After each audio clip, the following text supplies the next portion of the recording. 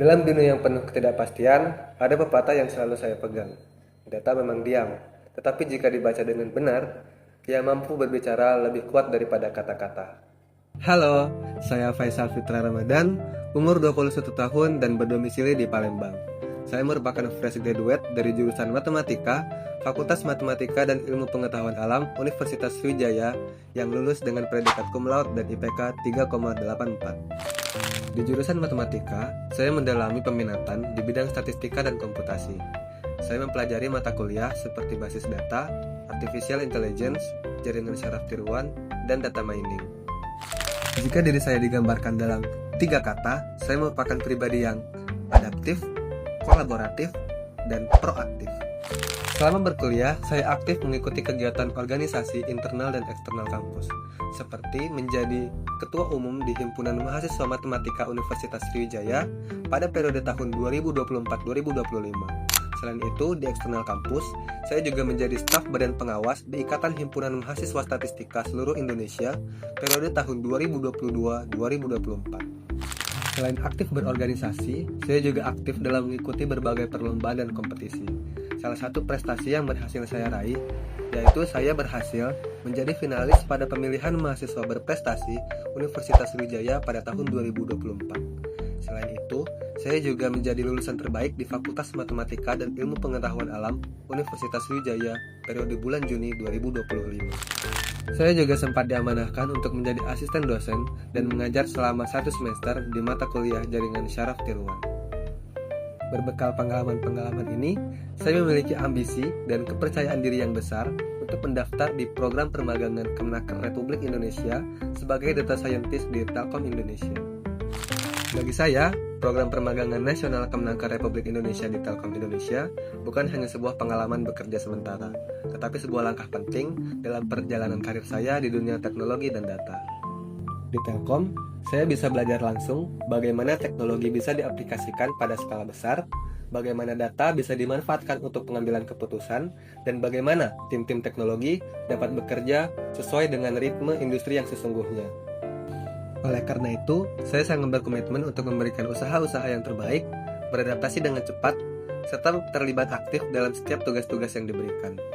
Saya ingin memastikan bahwa setiap kesempatan belajar memberikan nilai-nilai, bukan hanya bagi diri saya, tetapi juga bagi tim dan perusahaan.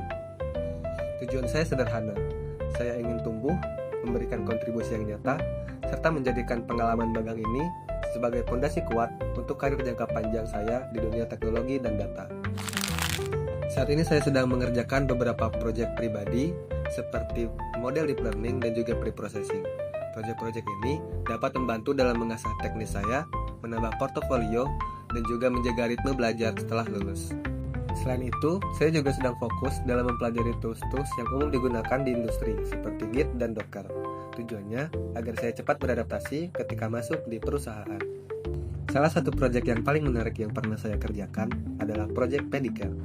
Pedicare merupakan aplikasi pendeteksi dini pada penyakit tanaman padi, yang mana aplikasi ini dapat mendeteksi penyakit pada tanaman padi berdasarkan gejala-gejala yang ditimbulkan oleh daun padi. Sebagai ketua proyek, saya bertanggung jawab penuh atas seluruh perencanaan, pembagian tugas tim, serta memastikan agar seluruh fitur dapat berjalan sesuai dengan kebutuhan pengguna.